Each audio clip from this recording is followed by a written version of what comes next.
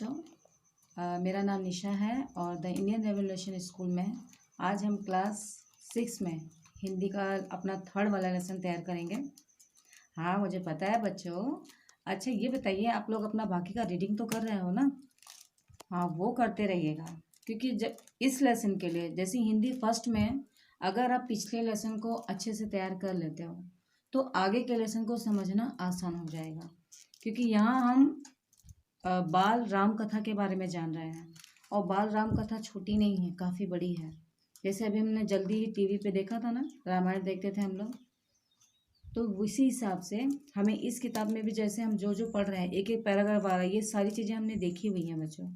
तो उसी के हिसाब से हमें जब हम रेगुलर पढ़ेंगे ना उसे, तो हमें वो आसानी से आगे का जो होने वाला है वो भी समझ में आएगा, और जो हम 1 बाय 1 करेंगे वो और अच्छे से समझ में आएगा। इसलिए पिछले सभी लेसन को आप लोग अच्छे से तैयार कीजिएगा, ठीक है?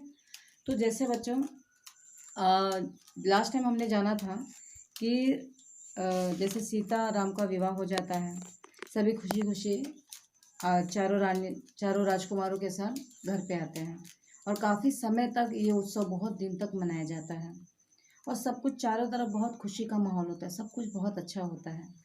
लेकिन कहते हैं ना कि जहाँ खुशी ठहरती है वहाँ गम भी होता है, जहाँ गम होता है वहाँ काफ़ी चीज़ें अलग से, और तकलीफ़ जो आती है वो एक तरफ से नहीं, कई तरीके से आती है। तो कुछ आगे के लेसन में हम ऐसा ही पढ़ने वाले हैं। तो यहाँ पर तकलीफ़ से मेरा ये मतलब था, जैसे जो हमारा लेसन है उस लेसन का नाम है 2 वरदान। तो 2 वरदान के अंतर्गत ये 2 वरदान पे ही रामायण की पूरी जो स्टार्टिंग अभी तक हमने पढ़ी है, तो अभी तक हमने बहुत अच्छा अच्छा देखा है। लेकिन अब आपको जीवन में आने वाली कठिनाइयाँ, उसका सामना हमें कैसे करना है, इन सभी चीज़ों को हम आगे देखेंगे। और उसी चीज़ को समझने के लिए पहले पिछले लेसन को इसलिए मैंने कहा कि आप उसे अच्छे से तैयार कीजिए। अब हम आगे देखते हैं कि 2 वरदान के अंतर्गत हम क्या जानेंगे। जैसे 2 वरदान में बच्चों ये था, अब शादी हो चुकी थी, राम सीता दोनों लोग आ गए थे, सभी लोग राजकुमार सभी लोग खुश थे। अब राजा जनक के मन में बस एक ही प्रश्न था, और वो प्रश्न ये था कि अब वो वृद्ध भी हो गए थे, बुजुर्ग हो गए थे। तो इस नाते से अब उन्होंने क्या सोचा कि अब राम को राजपाट दे के और फिर मैं निश्चिंत हो जाऊं। तो इसी बारे में वो सोचते रहते हैं, बल्कि सोचने का नहीं, उन्होंने करना भी स्टार्ट कर दिया था। और शुरुआत करने से मतलब मेरा ये है बच्चों कि जैसे उन्होंने आते ही राम को थोड़ा थोड़े राजकाज के कामों में भी उनको संलग्न कर दिया कि जिससे वो चीज़ों को देखें। लेकिन देखने में ये आया कि उन्होंने जो भी उनके जिम्मे काम दिया जाता था उस काम को बेहतर तरीके से वो करते थे।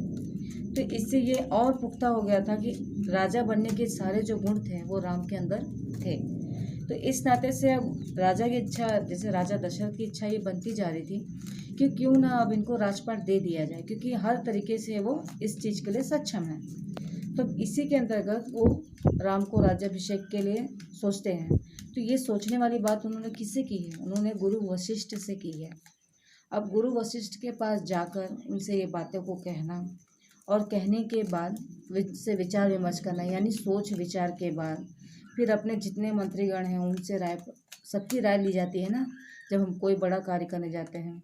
और राज्याभिषेक का मतलब ये होता है सर बच्चों कि राज्य के राजा का अभिषेक करना।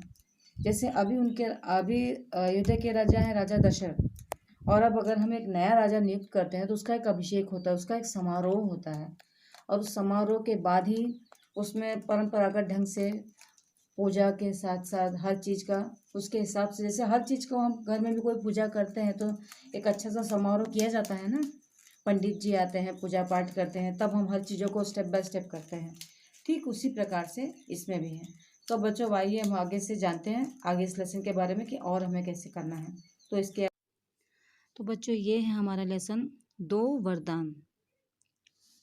अब इसमें हम देखते हैं। राजा दशरथ के मन में अब एक ही इच्छा बची थी, राम का राज्याभिषेक। उन्हें युवराज का पद देना। अयोध्या लौटने के बाद से ही उन्होंने राम को राज काज में शामिल करना शुरू कर दिया था। राम एक जिम्मेदारी अच्छी तरह निभा भी रहे थे। उनकी विनम्रता और विद्वता और पराक्रम का लोहा सभी मानते थे। प्रजा उनको चाहती थी। दशरथ के लिए तो वो प्राणों से भी प्यारे थे। दरबार में राम का सम्मान निरंतर बढ़ रहा था। अर्थात जैसा कि बच्चों मैंने कहा था कि अब राजा दशरथ ने उनको राजकाज में तल्लीन करने की शुरुआत कर दी थी, क्योंकि वो हर चीज़ में माहिर थे। अब राजा दशरथ के मन में क्या इच्छा थी कि बस राम राजा बन जाएं और उनको युवराज का पद दे दिया जाए। अयोध्या लौटने के बाद से उन्होंने राम को राजकाज में भी शामिल कर लिया था, और जो जिम्मेदारी उन्हें दी भी जा रही थी तो वो उसे बहुत अच्छे से निभा भी रहे थे। उनकी विनम्रता, विद्वता और पराक्रम। विनम्रता यानी हर किसी के साथ उनका व्यवहार, और उसके बाद उनकी बुद्धिमानी, उनके पराक्रम का लोहा तो हर कोई मानता था। प्रजा उनको बहुत प्यार करते थे। राजा दशरथ को तो वो प्राणों से भी प्यारे थे। दरबार में हर कोई राम का सम्मान करता था, और यह सम्मान निरंतर बढ़ भी रहा था। राजा दशरथ वृद्ध हो चले थे। मुनि वशिष्ठ से विचार विमर्श के बाद एक दिन उन्होंने दरबार में कहा, मैंने लंबे समय तक राजकाज चलाया, जैसा बंद पड़ा, अब मेरे अंग शिथिल हो गए हैं। मैं वृद्ध हो चला हूँ। मैं चाहता हूँ कि यह कार्यभार राम को सौंप दूँ। अगर आप सब सहमत हो तो राम को युवराज का पद दे दिया जाए। अगर आपकी राय इससे भिन्न है तो मैं उस पर भी विचार करने को तैयार हूँ। अर्थात अब जो अपनी मन की बात थी वो उन्होंने अपने सभी मंत्रीगण और गुरु वशिष्ठ से सबके सामने रखी है, और उन्होंने कहा है कि मैंने बहुत लंबे समय तक राजकाज को चलाया है, और जैसे भी हो सका था मैंने उस राज्य को संभाला है, किंतु अब मेरे अंग जो हैं वो शिथिल यानी कि कमज़ोर हो रहे हैं, और मैं वृद्ध हो चला हूँ। मैं चाहता हूँ कि यह कार्यभार राम को सौंप दिया जाए। अगर आप सभी की सहमति हो तो उन्हें युवराज बना दिया जाए।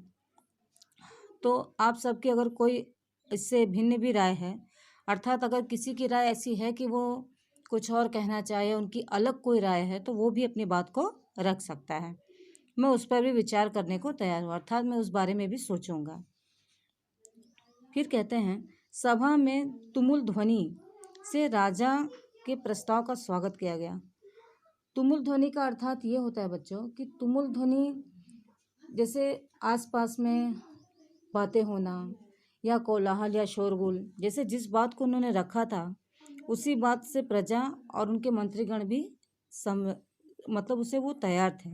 उन्हें वो प्रस्ताव का उन्होंने स्वागत किया था, और ये राजा जनों को जानने में ज़्यादा समय नहीं लगा। राम की जय जयकार होने लगी। राजा दशरथ थोड़ी देर तक सुनते रहे। संतोष के साथ उन्होंने कहा, शुभ काम में देरी नहीं होनी चाहिए। अर्थात जैसे राम की जय जयकार होने लगी, राजा दशरथ ने थोड़ी देर तक उस जय जयकार को सुनते रहे, और उन्हें इस बात का बड़ा संतोष भी मिला कि मैंने जो बात रखी थी वो लोगों ने उसको पसंद की, और उसके साथ ही विचार करके अपनी राय भी दे दी। तो उन्होंने कहा, जब सबकी राय मिल ही गई है तो शुभ कार्य में देरी नहीं होनी चाहिए। और इस प्रकार से फिर वो आगे कहते हैं कि मेरी इच्छा है कि मैं राम का राज्याभिषेक कल सुबह ही कर दिया जाए। अर्थात उन्होंने अपनी इच्छा को भी जाहिर कर दिया है। राज्याभिषेक का जैसे राज्य के राजा का अभिषेक यानी उस समारोह को कल ही कर दिया जाए। यह समाचार पलक झपकते पूरे नगर में फैल गया। हर जगह बस यही चर्चा थी। राज्याभिषेक की तैयारियां शुरू हो गईं।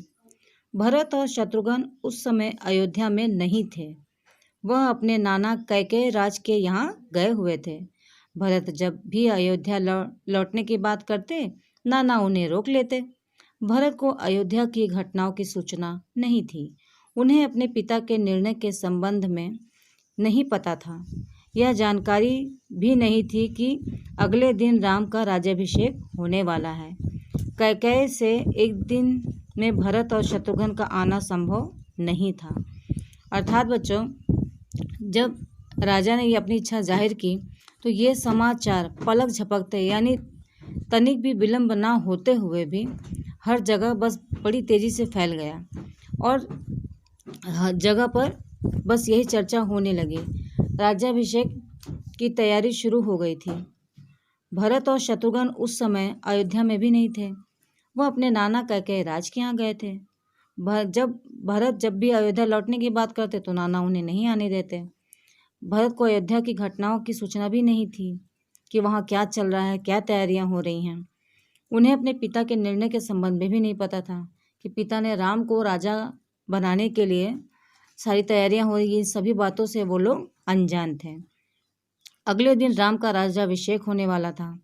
अगले दिन ही राम को राज्याभिषेक यानी राजा बनाने की पूर्ण तैयारी चल रही थी। कैकेयी से एक दिन में शत्रुघ्न और भरत का आना नामुमकिन था, क्योंकि वो बहुत दूर था। राजा दशरथ ने इस संबंध में राम से चर्चा की।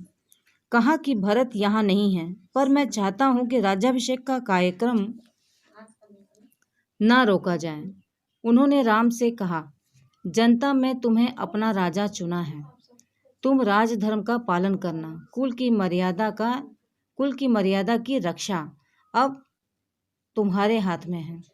अर्थात राजा दशरथ ने इस बारे में राम से भी चर्चा की। उन्होंने राम से भी इस बारे में बात की। कहा कि भरत यहाँ नहीं है, तो मैं चाहता हूँ कि राज्याभिषेक का कार्यक्रम जो है उसे रोका नहीं जाए, क्योंकि अब जो चीज़ शुरू हो चुकी है उसको पूर्ण कर लिया जाए।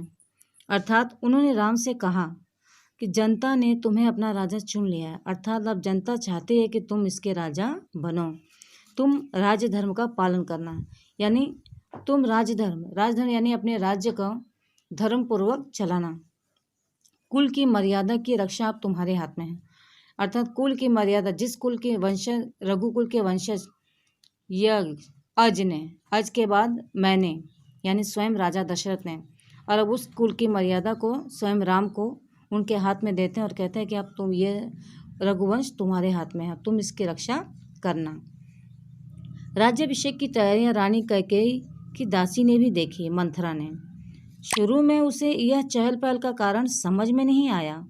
उसने इसे कोई अन्य अनुष्ठान समझा। इतनी रौनक, ऐसी सजावट, ऐसा कुछ उसने अन्य अनुष्ठानों में नहीं देखा था। अर्थात ये जो तैयारियां राज्याभिषेक की चल रही थी, इन तैयारियों को रानी कैकेयी की दासी ने भी देखा। दासी का नाम मंथरा था। शुरू में उसे भी इस चहल पहल का, ये सारी तैयारियों के बारे में कुछ समझ में नहीं आ रहा था। उसने इससे पहले, ऐसे अनुष्ठान का अर्थ होता है बच्चों समारोह, यानी किसी चीज़ की जब हम तैयारी करते हैं तो उसे बखूबी सजा कर धजा कर करते, तो उसे हम समारोह कहते हैं।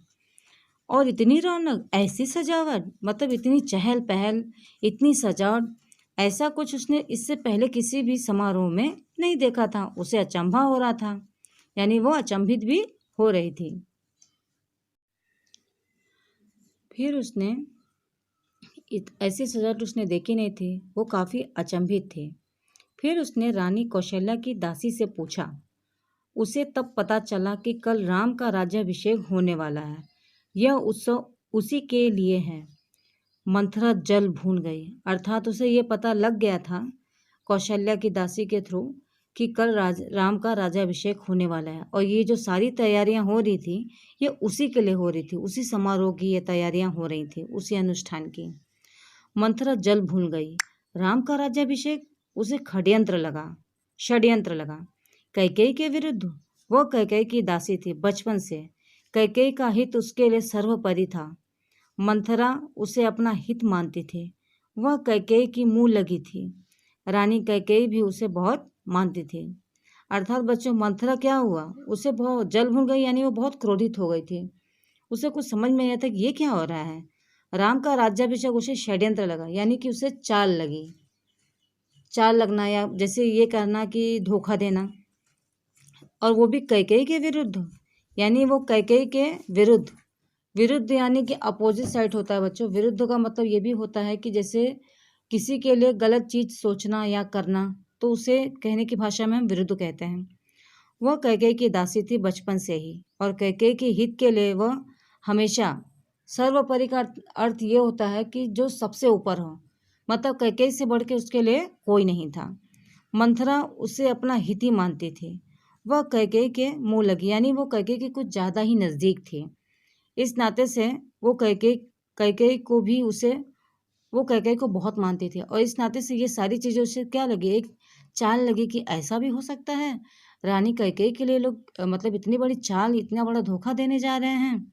ऐसा सोचकर वो क्रोध से आग बबूला मंथरा रनिवास की ओर भागी। सीधे कैकेयी के कक्ष में वह हाँफ रही थी। क्रोध से चेहरा लाल था, भागने के कारण सांस उखड़ रही थी। उसे रानी कैकेयी को सोते हुए देखा, अर्थात मंथरा आग बबूला होते हुए। रनिवास का अर्थात ये मतलब ये होता है बच्चों कि रनिवास यानी रानी के निवास का स्थान। तो वो कैकेयी के रनिवास की तरफ भागती है। सीधे कैकेयी के कक्ष में वो पहुंच गई। वहां वो हाँफ रही थी क्योंकि इतनी तेजी से वो भाग के आती। क्रोध के कारण उसका चेहरा पूरा लाल हुआ है और भागने के कारण उसकी सांस भी क्या होती है, उखड़ रही थी, यानी सांस लग रही थी। जब हम बहुत तेज से भागते तो नहीं, जब रुकते हैं तो हाँ हाँ, अरे बाप रे, ऐसा होता है ना बच्चों। हाँ हाँ, सबके साथ होता है। जब स्कूल की छुट्टियां होती है, जब भाग के जाया जाता है, लंच बॉक्स जब खुलता है तब भागा जाता है, तो उस दौरान ये सारी उखड़न आपको महसूस होती है। तो ये उसी चीज़ की बात मैं कर रही हूँ। उसने रानी कैकेयी को सोते हुए देखा। जब उसने रानी कैकेयी को क्या देखा कि वो सो रही हैं। किसी तरह स्वयं को संभालते हुए मंथरा ने कहा, अरे मेरी मूर्ख रानी, उठ, तेरे ऊपर भयानक विपदा आने वाली है। यह समय सोने का नहीं है, होश में आओ। विपत्ति का पहाड़ टूटे इससे पहले जाग जाओ। अर्थात उसने किसी तरह अपने आप को संभाला मंथरा ने, और फिर अपनी रानी की तरफ देखते हुए कहा कि हे मूर्ख रानी, उठो, तुम्हारे ऊपर इतनी बड़ी विपदा यानी इतना भयानक आफत आ गई है। यह समय तुम्हारे सोने का नहीं है, होश में आओ। इस विपत्ति के पहाड़, तुम्हारे ऊपर विपत्ति यानी कि तुम्हारे ऊपर तकलीफ़ों की जो पहाड़ टूट रही है, इससे पहले तुम जागो। यानी विपत्ति यानी किसी भयंकर परिस्थिति का आना, या विपत्ति यानी ये भी कह सकते हैं कि विपत्ति यानी बहुत बड़ी तकलीफ़ का आना। तो वो पहाड़ टूटे इससे पहले तुम जाग जाओ। रानी कैकेयी नींद में चौंक कर उठी। उसे मंथरा की बात समझ में नहीं आई। यानी रानी कैकेयी क्या हुई, चौंक के उठी और उसे मंथरा की कोई भी बात समझ में नहीं आ रही थी। बात क्या है, तुम इतना घबराई क्यों हो? सब कुशल तो है? उन्होंने पूछा। कैसा कुशल, कैसा मंगल, सब अमंगल होने वाला है। तुम्हारे सुखों का अंत महाराज दशरथ ने कल राम का राज्याभिषेक करने का निर्णय लिया है। अब राम युवराज होंगे। तो मंथरा ने अपनी जो उसके मन में थी घबराहट, वो उसने कैकेयी से कही है कि कैसा कुशल, कैसा मंगल, मतलब उसे यही है कि वो उसकी शुभ चिंतक है ना बच्चों। तो वो क्या सोच रही है कि ये जो हो रहा है वो सब एक षड्यंत्र है, मतलब एक चाल है, और चाल के तहत ये सब कहीं ना कहीं कैकेयी का नुकसान कर सकता है, कैकेयी को उससे तकलीफ होगी। इस नाते से वो बताती है कि कल राम का राज्याभिषेक करने वाले हैं राजा दशरथ। यह तो बहुत शुभ समाचार है।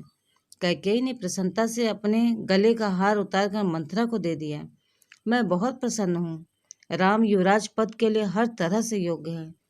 यहाँ पर कैकेयी खुश होती है और कहती है कि मतलब ये तो बहुत अच्छा समाचार है, और अपने गले का जो हार था वो उसे उतार कर मंथरा को दे देती है और कहते हैं, मैं बहुत प्रसन्न हूँ। राम युवराज पद के लिए हर तरह से योग्य है। रानी, तुम्हारी बुद्धि फिर गई है, मति मारी गई है। सवाल राम की योग्यता का नहीं, राजा दशरथ के षड्यंत्र का है, तुम्हारे अधिकार छीनने का है। मंथरा ने हार दूर फेंकते हुए कहा, यह षड्यंत्र नहीं तो और क्या है? कल सुबह राज्याभिषेक है। भरत को जानबूझकर ननिहाल भेज दिया, समारोह के लिए बुलाया तक नहीं। अर्थात यहाँ पर मंथरा अपने उस कुपित स्वभाव को रानी कैकेयी के सामने फिर रख रही है कि रानी, तुम्हारी बुद्धि फिर गई है, मति मारी गई है। मति यानी बुद्धि तुम्हारी समाप्त हो गई है और तुम्हारी बुद्धि अब काम नहीं कर रही है। सवाल राम की योग्यता का नहीं है। यहाँ पर वो क्या कहना चाह रही है कि ये राजा दशरथ की चाल है जिससे वो तुम्हारे सारे अधिकारों को छीन लें, और इस षड्यंत्र को, ये षड्यंत्र नहीं तो और क्या है? कल राज्याभिषेक है और भरत को जानबूझकर तुमने मैके भेज दिया, ननिहाल क्यों भेज दिया? समारोह के लिए बुलाया तक नहीं। भला ऐसा कहीं होता है? अब बच्चों पृष्ठ को अपने पलट लीजिएगा। कैकेयी का स्वर उग्र हो गया। उन्होंने मंथरा को डांटते हुए कहा, राम के प्रति मेरा अगाध स्नेह है, वो मुझे माँ के समान मानते हैं। तुझे इसमें षड्यंत्र दिखाई देता है? इसमें षड्यंत्र नहीं है। राम के बाद भरत ही राजा बनेंगे। राजा सर्वदा ज्येष्ठ पुत्र को ही मिलता है। अतः यहाँ कैकेयी का स्वर उग्र हो जाता है और वो समझा रही है उसे, मथुरा को डांटती है कि राम के प्रति मेरा अगाध स्नेह यानी अत्यधिक प्रेम करते हैं वो। अगाध यानी बहुत ज़्यादा। वो मुझे माँ के समान मानते हैं और मुझे इसमें कोई षड्यंत्र मतलब इसमें कोई चाल तो दिखाई नहीं देती। इसमें चाल नहीं है। राम के बाद तो भरत ही राजा बनेंगे। राजा सर्वदा बड़े पुत्र को ही तो मिलता है। मंथरा पर इस फटकार का कोई प्रभाव नहीं हुआ। उसके लिए यह दशरथ का षड्यंत्र ही था। अर्थात बच्चों, मंथरा को डांटने के बावजूद भी उस पर कोई असर नहीं पड़ता है और वो राजा दशरथ को इस चीज़ के लिए वो यही समझती है कि राजा दशरथ कोई चाल चल रहा है। वह रानी कैकेयी के पलंग पर बैठ गई, उनके बहुत निकट। कैकेयी के चेहरे की ओर देखते हुए उसने कहा, यानी वो जैसा कि मैंने स्टार्टिंग में आपको कहा था, बहुत मुँह लगी थी। मुँह लगी होने के नाते क्योंकि वो बचपन से बेटा उसके साथ ही थी ना, तो इस नाते से वो उनके नज़दीक बहुत थी, इसलिए उनके निकट जाती है, उनके चेहरे की तरफ देखती है और उनको समझाने के लिए कहती है। तो बच्चों, यहाँ पर कैकेयी के चेहरे की ओर देखते हुए उसने कहा, तुम बहुत भोली हो, नादान हो। तुम्हें आसन्न संकट नहीं दिखता। दुख की जगह प्रसन्नता होती है। इस बुद्धि पर किसी को भी तरस आएगा। समझो रानी, राम राजा बने तो तुम कौशल्या की दासी बन जाओगी। भरत राम के दास हो जाएंगे, वह राजा नहीं बनेंगे। राम के बाद अगला राजा राम का पुत्र होगा। अनर्थ को अर्थ समझने की मूर्खता मत करो रानी। अर्थात बच्चों, यहाँ पे मंथरा कैकेयी को समझा रही है कि तुम बहुत भोली हो, बहुत नादान हो। तुम्हें आसन्न यानी जो स्थान है, जो स्थान जैसे एक महत्वपूर्ण स्थान होता है बच्चों, आसन्न किसी चीज़ पर विराजमान होना, तो वो संकट के बारे में बता रही है कि वो संकट तुम्हें दिखाई नहीं दे रहा है, कि दुख की जगह प्रसन्न होती हो, कि तुम्हें दुख के जगह पर तुम क्या हो रही हो, तुम खुश हो रही हो। इस बुद्धि पर तो किसी को भी तरस आ जाएगा। समझो बात को, अगर राजा राम बन जाएंगे तो तुम कौशल्या की दासी बन जाओगी। भरत राम के दास हो जाएंगे, वह राजा नहीं बनेंगे। राम के बाद अगला राजा राम का पुत्र होगा। अनर्थ को अर्थ समझने की मूर्खता मत करो, यानी जो गलत है उसको तुम सही समझने की चेष्टा या उसको समझने की मूर्खता यानी ये बेवकूफ़ी ना करो। राम को राज ना मिला तो वे भरत को देश निकाला दे देंगे। अर्थात यहाँ पर वो राम के ऊपर भी सवाल उठा रही है कि अगर इस वक्त अगर राम को राज्य नहीं मिला तो वो भरत को हो सकता है देश निकाला दे दें या देश से बाहर कर दें, तो वे भरत को दंड देंगे। इस तिरस्कार से भरत की रक्षा करो रानी। कोई ऐसा उपाय करो कि राजगद्दी भरत को मिले और राम को जंगल में भेज दिया जाए। अर्थात बच्चों, यहाँ पूरी बात में मंथरा का यही मेन उद्देश्य है कि किसी भी तरह वो कैकेयी को इस बात के लिए तैयार कर ले कि भरत को ही राजा बनाना है, राम को नहीं। अगर राम को राजा बना, भरत को राजा नहीं बनाया तो वो क्या हो जाएंगे। यहाँ पर हर प्रक्रिया वो अपनी व्यक्त कर रही है कि वो देश निकाला दे देंगे, वो भरत को दंड भी दे सकते हैं। तिरस्कार यानी अपमानित करना। तो भरत की इस बार ये सभी तिरस्कार या अपमान से तुम उसकी रक्षा कर सकती हो। कुछ ऐसा करो कि जो राजगद्दी है यानी जो राजकुमार बनना है वो भरत बने। अब आगे देखते हैं। कैकेयी पर मंथरा की बातों का असर होने लगा। उसका सिर चकरा गया। वो पलंग से उठी और पांव सीधे नहीं पड़े। आंखों में आंसू थे, मन भारी हो गया। प्रसन्नता की जगह अव्यक्त क्रोध ने ले ली। मंथरा के तर्कों में उन्हें सच्चाई दिखने लगी। अर्थात कैकेयी मंथरा की जो उद्देश्य था उसमें कहीं ना कहीं वो सफल हो रही थी, क्योंकि मंथरा की बातों का कैकेयी पर बच्चों असर होने लगा था। अब उसका सिर चकरा रहा था कि वो क्या करे और क्या ना करे। पलंग से वो उठती है लेकिन सोचने की मुद्रा में वो समझ नहीं पाती है कि उसके पैर कहाँ पड़ रहे हैं। आंखों में उसके आंसू होते हैं, मन बहुत भारी हो जाता है। प्रसन्नता की जगह जिस क्रोध को वो व्यक्त नहीं कर पाती है, वो स्थान क्रोध ने ले लिया था। मंथरा के तर्कों में उन्हें अच्छा सच्चाई दिखने लगी थी, यानी जो भी मंथरा कह रही थी अब वो उसे सच मान रही है। तुम ही बताओ मैं क्या करूं, कैकेयी ने आंसू पोंछते हुए मंथरा से कहा। अर्थात उसने अपने इस अवस्था के लिए कैकेयी की मतलब मंथरा पर वो पूरी आसक्त हो जाती है कि मुझे तो कुछ सूझ नहीं रहा है, तुम ही बताओ कि मैं क्या करूं। तो बच्चों यहाँ पे देखिए एक शब्द आया था आसन्न।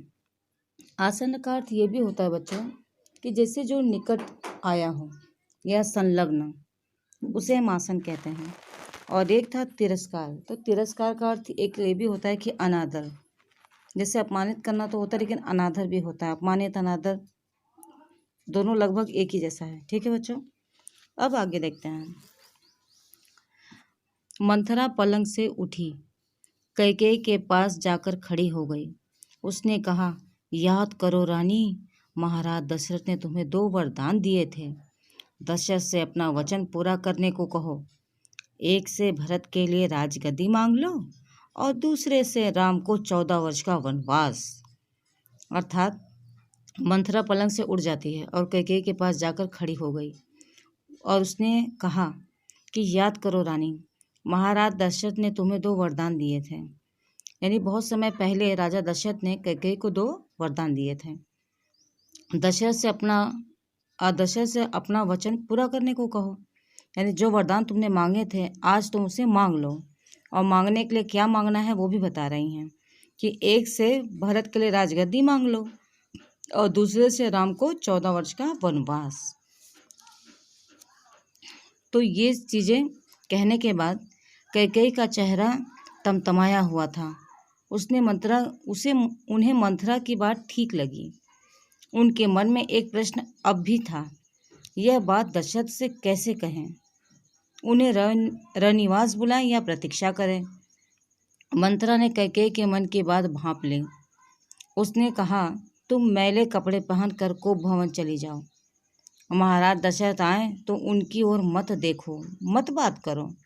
तुम उनकी प्रिय रानी हो, तुम्हारा दुख देख नहीं पाएंगे। बस उसी समय तुम्हें उन्हें पिछली बात याद दिलाना और दोनों वचन मांग लेना। जब मंथरा ने सारी बातें कहीं तब कैकेयी एकदम उग्र हो जाती है। मतलब उस चीज़ के लिए वो तैयार तो है गई, क्योंकि उसे मंथरा की सारी बात क्या लग रही थी बच्चों कि सारी बातें जो भी कह रही हैं वो सब सही है उनके मन में। लेकिन एक प्रश्न अभी भी था कि ये सारी बात वो दशरथ से कहेगी कैसे? उन्हें रनिवास यानी अपने निवास स्थान पर बुलाए या अभी उनके आने की प्रतीक्षा करे? मंथरा ने कैकेयी के मन की बात को भांप लिया था।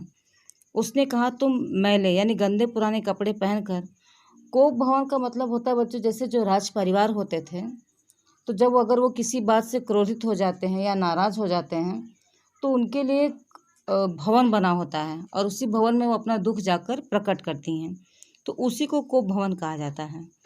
तो राजा दशरथ जब आए तो उनकी ओर मत देखना, मत बात करना। तुम उनकी प्रिय रानी हो, तुम्हारा दुख देख नहीं पाएंगे। बस उसी समय तुम्हें उन्हें पिछली बात याद दिलाना और अपने दोनों वचन मांग लेना। अर्थात अपनी बातों को समझाने में कहीं ना कहीं सफल होती जा रही है बच्चों। मैं ऐसा ही करूँगी, महाराज का षड्यंत्र सफल नहीं होने दूंगी। अर्थात अब कैकेयी पूरी तरह से मंथरा के बस में आ चुकी है बच्चों, और वो उस सभी कार्य को करने के लिए तैयार है जो जो मंथरा उसे कहेगी।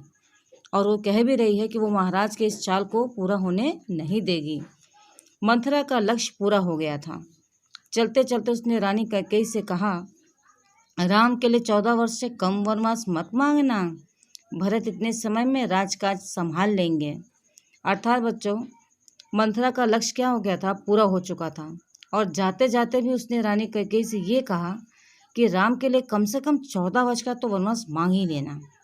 क्या है, जब इतना लंबा समय व्यतीत करेगा भरत राजकाज में तो वो संभाल भी लेगा, और जब तक राम लौटेंगे तब तक लोग उन्हें भूल चुके होंगे।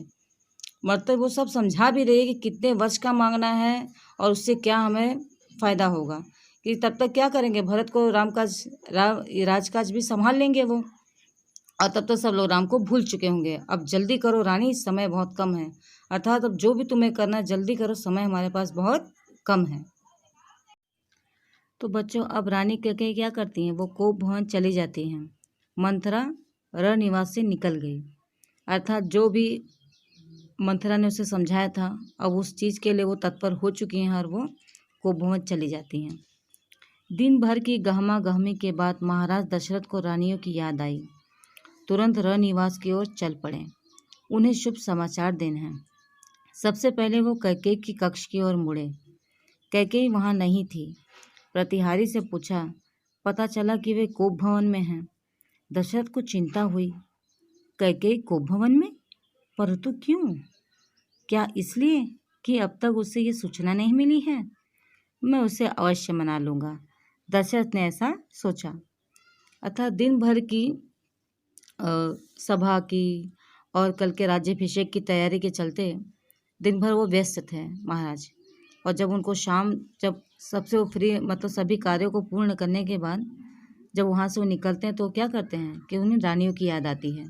वे तुरंत रानियों के निवास स्थान की ओर चल पड़ते हैं कि उन्हें भी ये शुभ समाचार दे दिया जाए। तो सबसे पहले वो कैकेयी की कक्ष की ओर ही मुड़ते हैं। कैकेयी वहाँ उन्हें नहीं मिलती है। तो प्रतिहारी का अर्थ होता है बच्चों, जो दासी होती है, जो दरवाजे पर खड़ी होती है, वो प्रतिहारी दासी, उसी से वो पूछते हैं।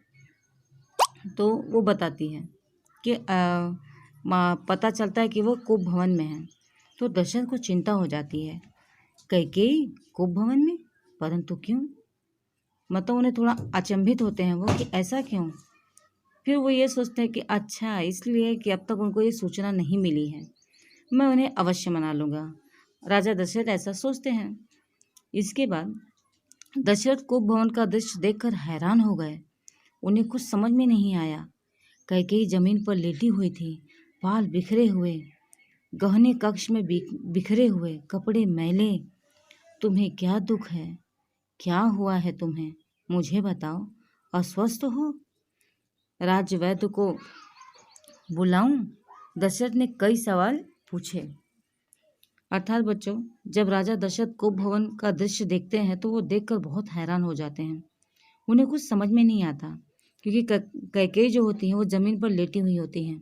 उनके बाल पूरे बिखरे होते हैं और उनके जितने भी आभूषण होते हैं या गहने, वो सारे ज़मीन पर बिखरे पड़े होते हैं और कपड़े भी बहुत गंदे होते हैं। जिससे वो उसके पास जाकर पूछते हैं। कैकेयी से राजा दशरथ कहते हैं कि तुम्हें क्या दुख है? क्या हुआ है तुम्हें? मुझे बताओ। क्या तुम्हारी तबीयत नहीं सही है?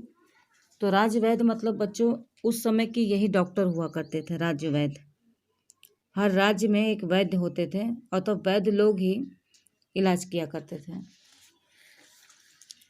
तो उनको बुलाऊं? दशरथ ने ऐसे कई सवाल पूछे।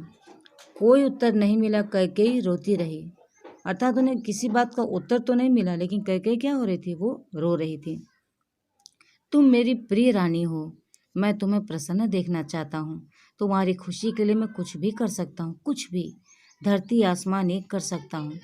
दशरथ ने कैकेयी को मनाने का बहुत प्रयास किया। उत्तर उन्हें फिर भी नहीं मिला। अर्थात रानी की ये दशा देखकर उन्हें अच्छा नहीं लग रहा था और वो कहते हैं बड़े प्रेम के साथ कि तुम मेरी बहुत प्रिय रानी हो, मैं तुम्हें प्रसन्न देखना चाहता हूँ, तुम्हें खुश देखना चाहता हूँ और तुम्हारी खुशी के लिए तो मैं कुछ भी कर सकता हूँ, कुछ भी, धरती आसमान एक कर सकता हूँ। दशरथ ने इस कैकेयी को मनाने का बहुत प्रयास किया। उत्तर उन्हें फिर भी नहीं मिला। अर्थात उन्होंने कोई जवाब नहीं दिया। दशरथ भी भूमि पर बैठ गए और दशरथ भी क्या करते हैं, वो जमीन पर बैठ जाते हैं।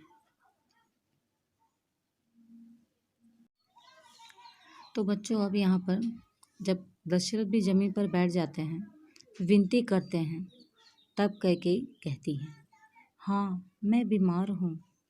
कैकेयी ने कहा, मैं अपनी बीमारी के संबंध में आपको बताऊंगी, लेकिन पहले आप एक वचन दें, मैं जो मांगूं उसे पूरा करेंगे। राजा ने तत्काल हामी भर दी। कहा, मैं राम की सौगंध खाकर कहता हूँ, तुम्हारी हर इच्छा पूरी करूँगा। अर्थात जब दशरथ के पूछने पर, कई बार पूछने पर, तब कैकेयी ने कहा कि हाँ मैं बीमार हूँ। और कैकेयी ने ये भी कहा कि मैं अपनी बीमारी के बारे में आपको बताऊंगी ज़रूर, लेकिन इससे पहले आप एक वचन दीजिए। वचन का मतलब होता है बच्चों की वादा करो, प्रॉमिस, ठीक है। मैं जो मांगूँ उसे आप पूरा करेंगे, मतलब मैं जो मांगती हूँ आप उसे मुझे दे देंगे या उसको ज़रूर पूरा करेंगे। राजा ने तत्काल हामी भर दी। राजा ने तुरंत हाँ कह दिया और कहा कि मैं राम की सौगंध, यानी होता है शपथ, कसम, ठीक है बच्चों, खा के कहता हूँ तुम्हारी हर इच्छा पूरी करूँगा। महाराज दशरथ ने राम की सौगंध ली तो कैकेयी उठकर बैठ गई। अर्थात जैसे ही महाराज दशरथ ने राम की शपथ ली, तुरंत ही कैकेयी उठकर बैठ जाती है। आप मुझे वे दोनों वरदान दीजिए जिसका संकल्प आपने वर्षों पहले रणभूमि में लिया था। महाराज दशरथ ने हामी भरी। तो अब कैकेयी कहती है, आप मुझे वे दोनों वरदान दीजिए जिसका संकल्प आपने वर्षों पहले रणभूमि में लिया था। यानी जब रणभूमि बच्चों वो होती है जहाँ पर युद्ध होता है। जैसे अभी हमने जल्दी महाभारत का युद्ध देखा है ना, उसमें कैसे हाथी, घोड़े, तलवार, गदा, धनुष, बाण, ये सब क्या होता है, रणभूमि होती है। तो वहाँ पर ही कैकेयी ने राजा दशरथ की रक्षा की थी और उसी समय राजा दशरथ ने प्रसन्न होकर कैकेयी को 2 वरदान दिए थे। वरदान मतलब मैं तुम्हें प्रॉमिस करता हूँ कि तुम मुझसे कोई भी 2 प्रॉमिस मांग लो या 2 वरदान मांग लो। तो उस दौरान कैकेयी कहती कि जब समय आएगा तब हम मांग लेंगे। आज उसी वरदान को वो राजा दशरथ से मांग रही है। राजा दशरथ भी हामी भर देते हैं। कल सुबह राज्याभिषेक भरत का हो, राम का नहीं, कैकेयी ने कहा। अर्थात अब कैकेयी ने अपनी मंशा राजा दशरथ के सामने व्यक्त की कि कल सुबह राज्याभिषेक भरत का होगा, राम का नहीं। राजा दशरथ भौचक्का रह गए। उन पर वज्रपात सा हुआ। थोड़ा रुककर कैकेयी बोली, राम को 14 वर्ष का वनवास हो। अब रानी कैकेयी ने अपने दोनों वरदान, यहाँ पर क्या हुआ था बच्चों, मांग लिया है। एक तो उन्होंने मांगा है कि भरत को कल राज्याभिषेक भरत का हो। ये सुनते ही राजा दशरथ एकदम अचंभित हो जाते हैं, मतलब वो जहाँ रहते हैं वहीं के वहीं खड़े रह जाते हैं और उन पर जैसे किसी ने वज्रपात कर दिया हो। वज्रपात सा होना यानी कोई बहुत बड़ा संकट या अकस्मात कोई पीड़ा हो जाना। थोड़ा रुकने के बाद जब कैकेयी ये कहती है कि राम को 14 वर्ष का वनवास हो, यानी राम को 14 वर्ष के लिए आप वन में भेज दीजिए। अब यहाँ पे बच्चों पृष्ठ को हमें पलट लेना है। दशरथ का चेहरा सफ़ेद पड़ गया, अवाक रह गए, सिर चकराने लगा, वे मूर्छित होकर गिर पड़े। अर्थात जैसे दशरथ ने ये दोनों बातें सुनी, उनका चेहरा क्या हुआ बच्चों, सफ़ेद पड़ गया। मतलब अचानक जब हमें कोई दुख आता है तो उस वक्त हम कुछ सोच नहीं पाते हैं, स्तब्ध, एकदम बुत जैसे, मतलब एकदम चुपचाप ऐसे खड़े के खड़े हो जाते हैं। अवाक रह जाना या अचंभित रह जाना कि ये हुआ है या नहीं हुआ, उसको ही ये तय करना होता है कि ये जो बातें ये हो रही हैं सही है या झूठी। उनका सिर चकराने लगता है और वे बेहोश होकर गिर पड़ते हैं। कुछ देर में राजा को होश आया, कैकेयी की ओर देखा, बड़े कातर भाव से बोले, यह तुम क्या कर रही हो? मुझे विश्वास नहीं होता कि मैंने सही सुना। कैकेयी अड़ी रही। दशरथ कैकेयी को मांग को अस्वीकार करते रहे, अनर्थ बताते रहे। तब कैकेयी ने अंतिम हथियार चलाया। अर्थात जब राजा दशरथ को कैकेयी ने अपने दोनों वरदान बताए तो वो बेहोश होकर गिर जाते हैं और कुछ समय के बाद जब उन्हें होश आता है तो कैकेयी की तरफ देखते हैं और बड़े ही क्रोधित, कातर यानी होता है कि जिससे हमने ये उम्मीद ना की हो बच्चों। कातर यानी क्या होता है कि उससे ये चीज़ें पाना तो आदमी को एक मतलब अच्छा नहीं लगता है। तो ये क्या, इसका प्रभाव, कातर मतलब ये होता है कि अच्छी नज़र से ना देखना। और बोले, यह तुम क्या कर रही हो? मुझे तो विश्वास नहीं होता है कि मैंने सही सुना है। लेकिन कैकेयी बच्चों अड़ी रही। दशरथ कैकेयी की मांग को अस्वीकार करते रहे, मतलब वो उस बात को मान नहीं रहे थे। अनर्थ। अनर्थ का अर्थ बच्चों होता है अहितकर। इसमें किसी का भी हित नहीं था, ये सबके लिए पीड़ादायक था। तो वो कहते हैं कि ये अहितकर है, उसे समझाते भी हैं। तब कैकेयी क्या करती है, अपने अंतिम हथियार को चलाती है। मतलब अभी उसके पास एक और हथियार था जिसे चलाना शेष था। तो वो क्या था, आइए देखते हैं। अपने वचन से पीछे हटना रघुकुल का अनादर है। आप चाहें तो ऐसा कर सकते हैं, पर तब आप दुनिया को मुंह दिखाने योग्य नहीं रहेंगे। रही मेरी बात, आप वरदान नहीं देंगे तो मैं विष पीकर आत्महत्या कर लूंगी। यह कलंक आपके माथे होगा।